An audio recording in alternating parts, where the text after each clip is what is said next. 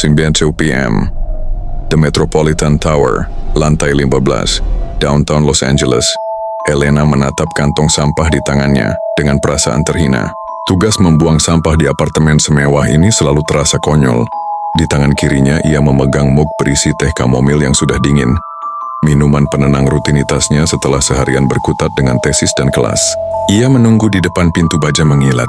Ketika lift tiba, pintu terbuka dengan desisan yang sunyi. Di dalamnya, hanya ada satu pria.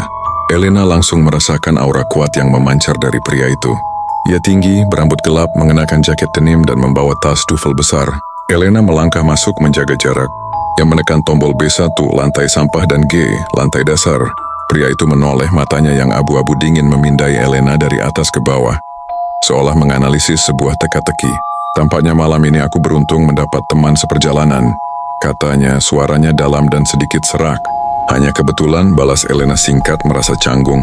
Aku Darren, lantai 28. Ia memperkenalkan diri tanpa menawarkan jabat tangan. Tatapannya tetap tajam. Elena lantai 15. Mereka terdiam, lift meluncur turun. Darren tersenyum tipis. Aku tertarik pada kontras yang kau bawa, Elena. Kain sutra untuk kamar tidur. Tapi kau terburu-buru membuang sampah di jam segini. Kehidupan yang sibuk. Elena menggigit bibir, merasa seperti sedang ditelanjangi oleh tatapan intens pria itu. Tepat ketika lift berada di antara lantai 6 dan 5, terdengar suara duk yang keras dan mendadak. Lampu-lampu LED padam total, dan lift berhenti dengan sentakan yang membuat jantung Elena melonjak. Kegelapan pekat menelan mereka. Bau ozon dari listrik yang mati menyeruak. Sialan, Darren memaki. Ia segera menyalakan senter ponselnya. Listrik padam. Elena, yang merasakan klaustrofobianya menyerang, membiarkan mak teh dan kantong sampahnya jatuh. Ia mundur, mencengkeram dinding lift yang dingin. Darren menekan tombol darurat, tidak ada respons. Ia menoleh ke arah Elena. Dalam cahaya redup ia terlihat sangat serius. Tetap tenang, Elena. Kita ada di antara lantai. Mereka akan tahu, kata Darren, nadanya kini tegas dan menenangkan. Tiba-tiba dari luar lift terdengar suara. Jeritan melengking seorang wanita, menusuk telinga diikuti oleh bunyi dentuman keras yang bergema di koridor. Darah Elena terasa dingin. Darren segera mengeluarkan pisau lipat kecil dari sakunya. Itu bukan petugas, bisik Darren, matanya menegang. Ada yang tidak beres di lantai atas. Ia menggunakan pisau itu dan kekuatannya untuk memaksakan pintu lift terbuka, menampakkan celah sempit ke koridor lantai 6. Tunggu di sini, jangan bergerak, perintahnya. Darren melompat meraih tepi lantai 6 dengan cengkeraman kuat dan menarik dirinya keluar.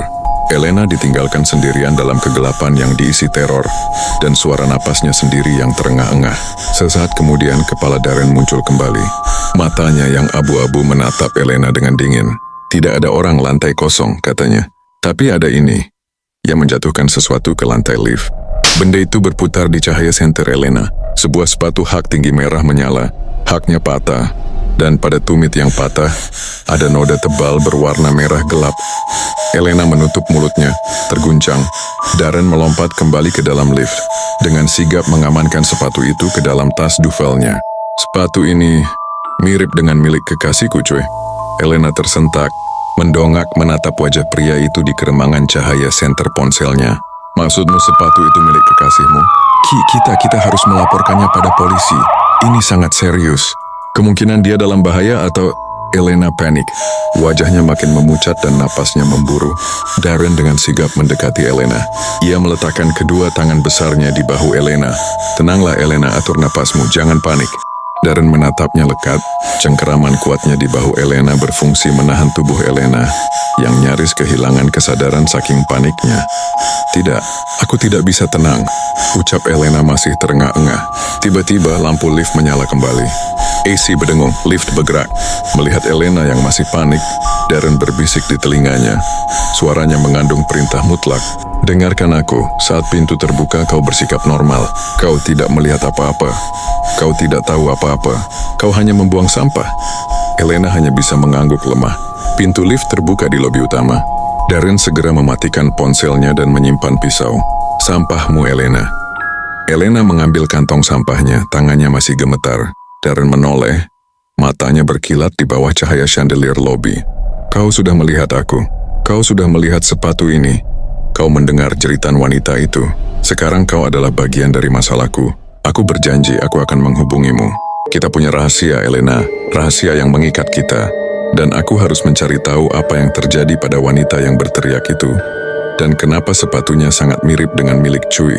Darren pergi tanpa menoleh. Dengan langkah yang tegap membawa tas duffel berisi bukti berdarah itu. Elena berdiri di sana, tahu bahwa perkenalan singkat di lift ini telah mengunci dirinya bersama dengan seorang pria yang berbahaya dan sebuah misteri yang mematikan. Kemudian The Metropolitan Tower, lantai 15. Elena menghabiskan 24 jam berikutnya dalam keadaan terombang-ambing antara kewarasan dan ketakutan.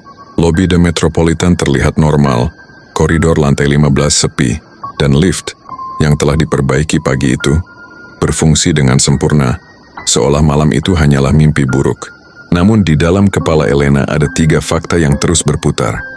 Mata abu-abu Darren, bunyi dentuman di lantai 6, dan sepatu hak tinggi merah yang bernoda darah. Ia tidak bisa berkonsentrasi pada tesisnya, dan ia nyaris terlambat untuk shift kerjanya di minimarket.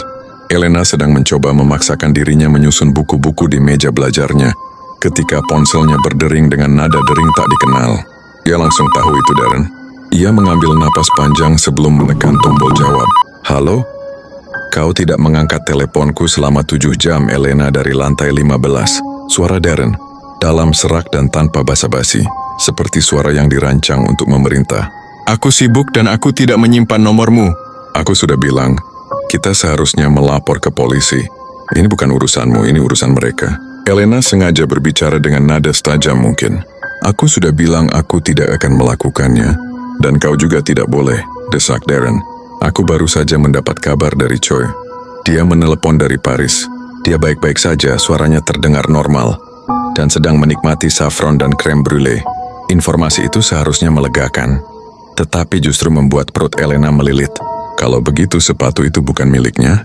Tanya Elena. Bisa jadi milik Cui, tapi dia bilang dia membawa 3 pasang. Dia tidak yakin mana yang ia bawa, mana yang ditinggalkan. Kau lihat betapa cerobohnya dia.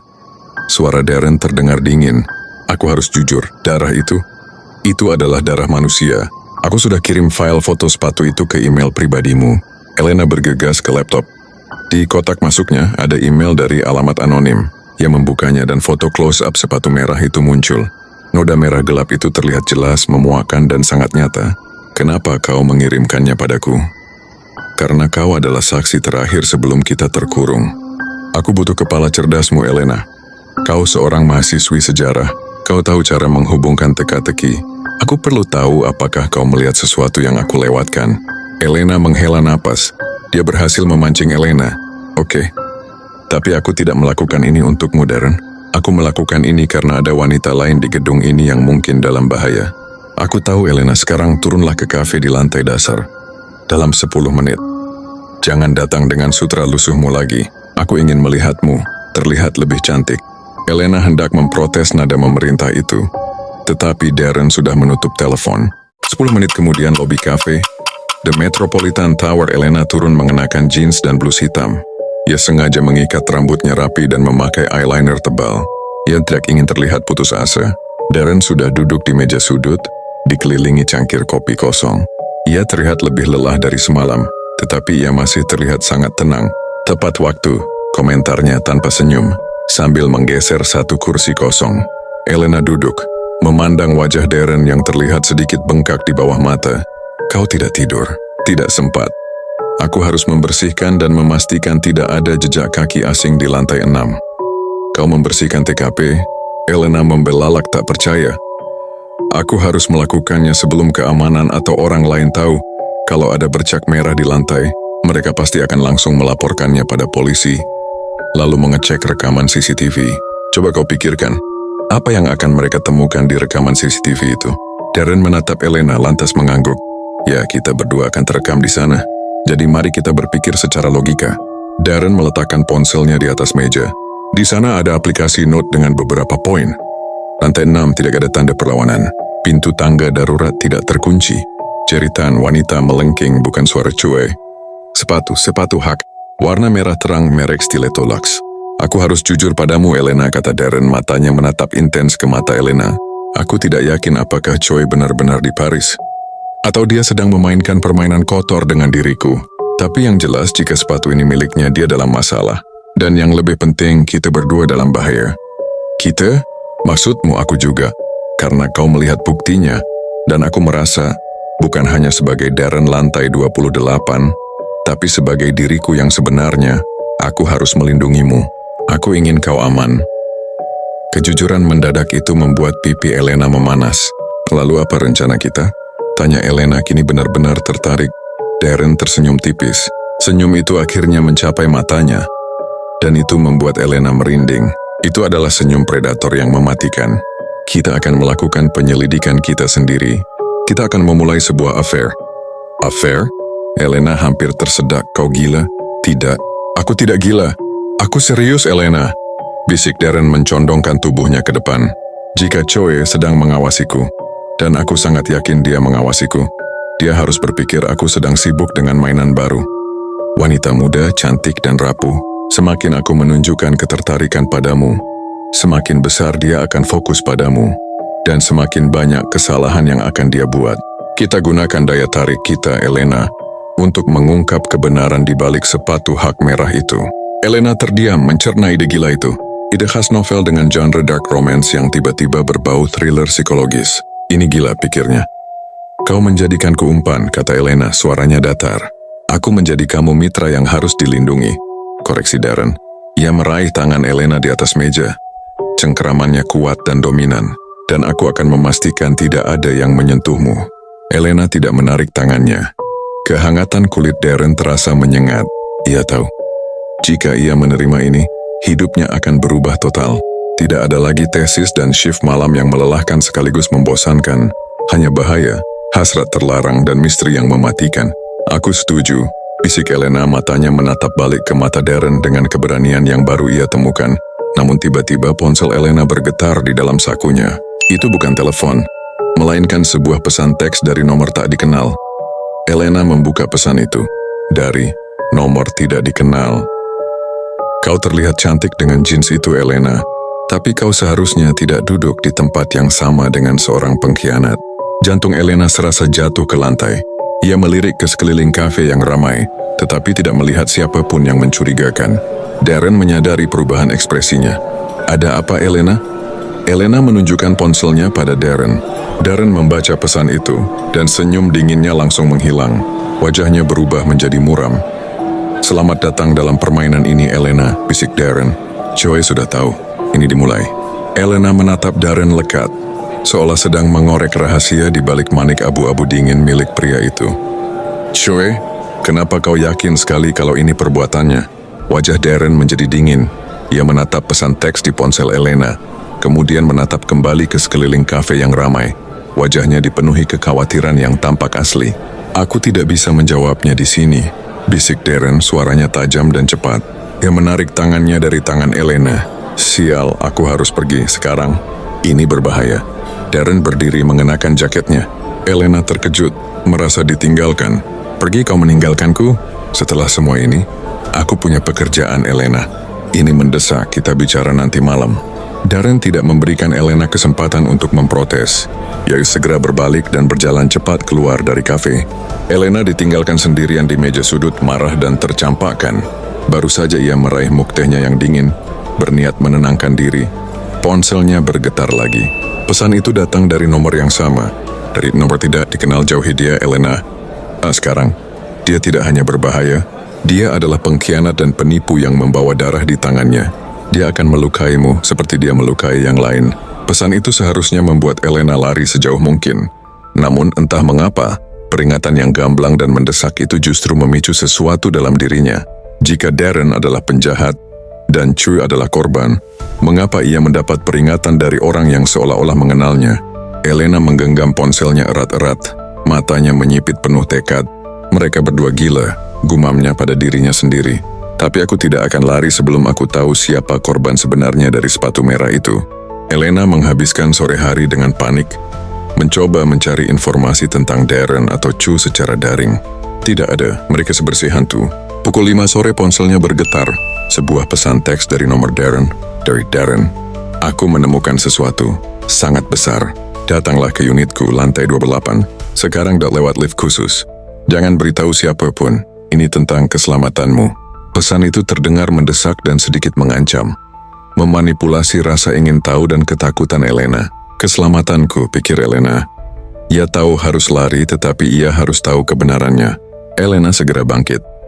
Peringatan di kafe itu kini terasa seperti bumbu penyedap yang justru membuatnya makin yakin untuk bertindak. Elena melangkah keluar dari lift khusus di lantai 28. Pintu penthouse terbuka menyambutnya.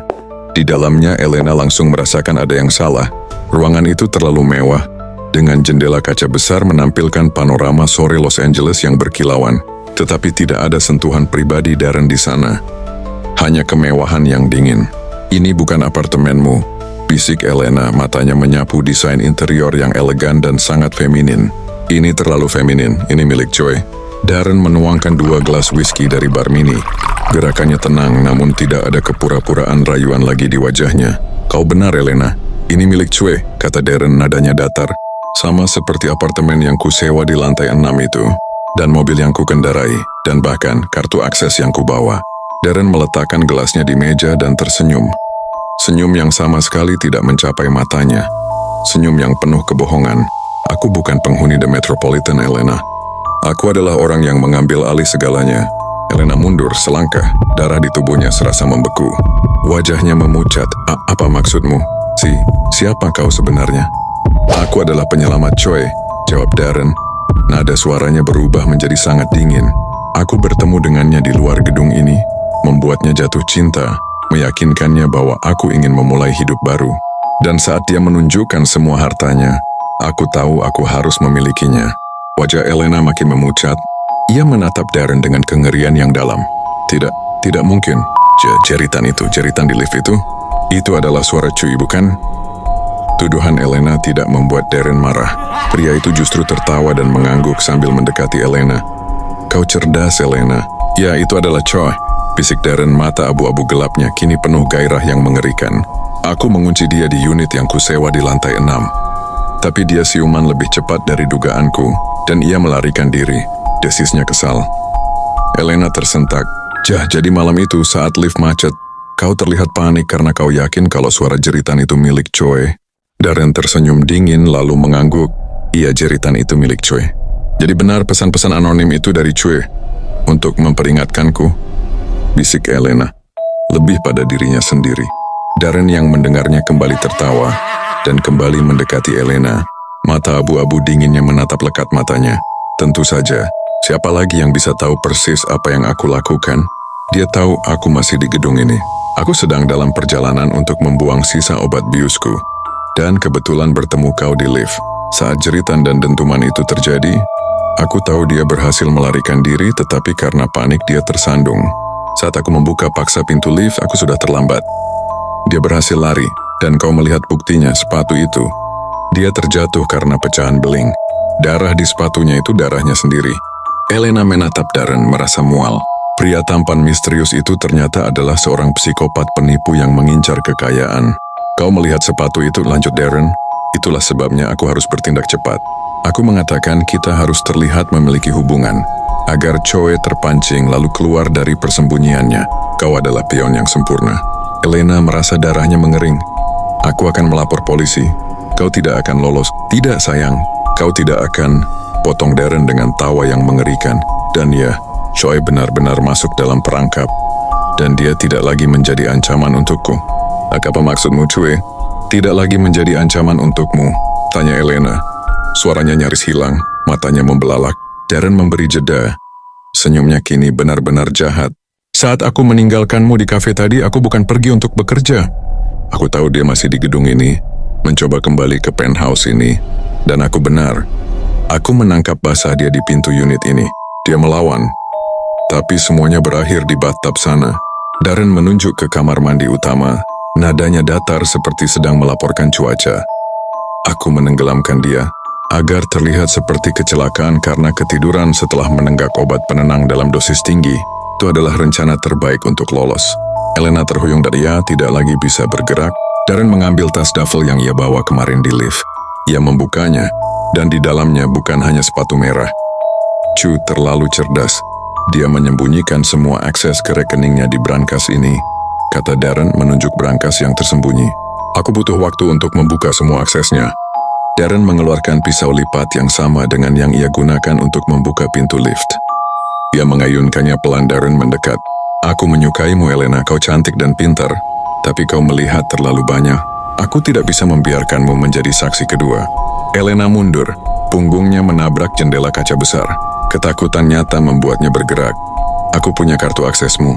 Aku punya foto sepatu itu. Dan aku punya mug teh kamomilmu yang secara kebetulan aku ambil dari tempat sampah saat kau panik di lift. Darren tersenyum lagi, senyum pengkhianat. Aku akan menghubungimu, Elena. Aku akan menghubungimu di kehidupanmu selanjutnya. Darren menerjang. Elena menjerit. Jeritan yang jauh lebih nyata daripada yang pernah ia dengar di lantai 6 tamat.